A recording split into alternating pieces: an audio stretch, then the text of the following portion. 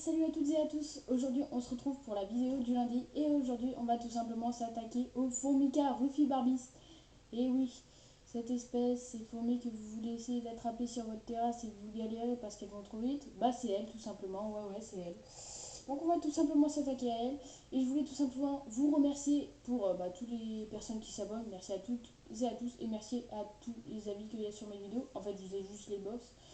On rush les 15 abonnés, ça pourrait être vraiment super cool et super sympa de votre part. Donc vous, ça vous prend quelques secondes, cliquez sur le petit bouton rouge en bas avec la cloche de notification. Et moi, ça me fait juste trop plaisir. Donc les gens, on va tout simplement commencer tout de suite. Alors, les Formica sont de la tribu Formicinae. Formici, pardon, excusez-moi. Le niveau d'élevage, c'est pour les débutants. La répartition oh là là, géographique, vous la trouvez dans toute l'Europe. Voilà. C'est pas compliqué, vous faites pas bref, est-ce qu'elle est dans ma région ou non? Non, elle est dans toute l'Europe. Sur votre terrasse, vous pouvez en avoir. Donc les habitats, préférence pour les endroits sableux, je confirme, j'en ai et j'ai des colonies qui se retrouvent en fait, j'ai mon jardin, j'ai genre des dalles et à côté j'ai de la terre vraiment qui est jamais humide. Et généralement elles se mettent là et c'est vraiment super. La colonie est dite forme monogyne et polygyne. Alors je vais vous expliquer. Ce que vous pouvez faire, c'est que si vous trouvez une reine, vous pouvez tout simplement, vous la mettez tout simplement dans un tube et elle va fonder. Mais si tout simplement vous trouvez deux ou trois reines, je pense, et vous pouvez mettre les trois reines dans un tube. Elles vont fonder toutes, elles vont pondre toutes, elles vont toutes pondre ou pas. Et elles vont nourrir les larves ensemble parce que les formica ont tout simplement pas énormément de réserve. Donc généralement, moi, les seules reines que j'ai réussi à avoir, j'ai réussi à faire la première génération d'ouvrières, donc tout se passait bien. Mais ensuite, il faut être assez vigilant pour qu'elles répondent et qu'elles renourrissent les larves et tout. Donc moi, j'avais réussi à faire ça, mais ensuite, je sais pas ce qui s'est passé exactement. Donc tout simplement, mais du coup, si vous mettez deux ou trois reines, et à la fin, vous aurez beaucoup plus d'ouvrières pour la première génération et ce sera peut-être plus simple par la suite. Donc tout simplement, elle est monogyne et polygyne et c'est un gros avantage pour cette espèce, vous pouvez choisir. La reine fait de 9 à 10 mm et la tête et le gastre noir, thorax un peu rougeâtre, je ne sais pas si vous avez pu voir. Les ouvrières font de 5 à 7 mm et sont très agiles d'ailleurs. Elles sont très agiles ces formica et c'est de la même couleur.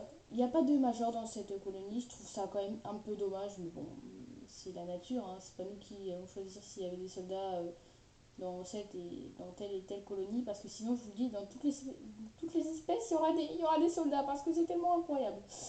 Donc au niveau des mâles, la taille est de 9 mm et la couleur, c'est noir, tout simplement. Les mâles, ils sont jamais colorés et tout, j'ai l'impression. Au niveau de la nourriture, du miela et des insectes. Le miela, c'est bien, par contre, les insectes, le miela, c'est bien, et les insectes, par contre, c'est vraiment hyper important chez cette espèce. La source de protéines est juste assez importante pour la phase de fondation chez cette espèce. Moi, je sais que en plus, elles sont très agressives et territoriales. Donc, généralement, vous allez vous régaler. Vous n'allez pas manger, vous, les insectes, hein, mais vous allez vous régaler à l'observer. Moi, tout simplement, c'était vraiment un régal pendant les peut-être 2 ou 3 mois que je les ai eus. Vraiment, c'était juste incroyable. J'ai adoré. Au niveau de l'humidité, 50 à 60%, moi je suis pas vraiment d'accord. Vous pouvez peut-être mettre un peu d'humidité, mais moi je les mettrais à sec limite. Car, enfin, peut-être pas à sec, mais pas beaucoup d'humidité, pardon. Elles n'ont pas tant besoin d'humidité que ça. En plus, c'est une espèce qui fait des cocons, donc l'humidité, les larves, s'il y en a trop, ça va faire des nymphes nues. Après, les nymphes nues seront viables. Je dis pas que ça fera pas d'ouvrière, mais c'est mieux d'avoir des cocons que des nymphes nues. Au niveau de la température, 21 à 25 degrés, c'est parfait, c'est idéal, c'est un bon développement, c'est carré ça. Au niveau de l'hibernation, de fin octobre à début mars, entre 12 et 15 degrés, pareil, ça change pas chez chaque espèce quasiment. Alors, au niveau des types de nids, ni en plexiglas, ni avec des tubes, ni en pierre reconstituée, c'est parfait. Et les nids en plâtre aussi, je pense que vous pouvez les mettre car c'est pas une espèce qui creuse beaucoup.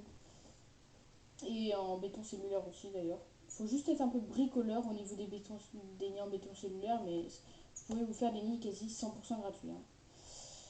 Au niveau du développement, les essaimages se font de mi-juin à fin juillet. Donc retenez bien ça, mi-juin à fin juillet. Là, si vous voulez, vous mettez pause, vous notez sur un petit papier essaimage formicaire barbis, mi-juin, fin juillet. Voilà, comme ça vous serez calé.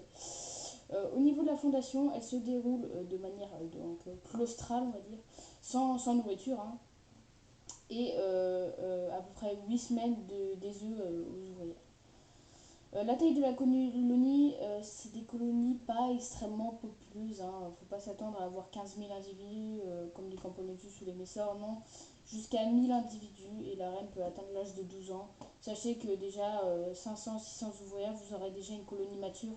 Donc quand je parle de colonie mature, c'est une colonie qui a des sexués, donc des mâles et des femelles, des princes, des princesses, des mecs et des meufs, comme on peut, je sais pas, quand vous voulez, mais bref, des filles et des garçons.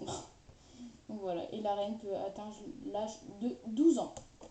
Donc voilà, les gens, c'est la fin de cette vidéo. J'espère qu'elle vous aura plu. Moi, c'était un régal quand même de la tournée, hein. Ça faisait vraiment plaisir. Surtout que j'attendais cette espèce depuis longtemps, je vous la fais en vidéo car moi j'adore vraiment. Et donc c'est la fin de la vidéo, j'espère qu'elle vous aura plu. Si c'est le cas, n'hésitez pas, on s'abonne, on met le petit like, c'est carré, ça vous prend que quelques secondes à vous abonner, à liker. Et moi tout simplement, ça fait juste incroyablement du bien et du plaisir. Donc merci à toutes et à tous et on se retrouve prochainement pour une prochaine vidéo. Allez, ciao ciao.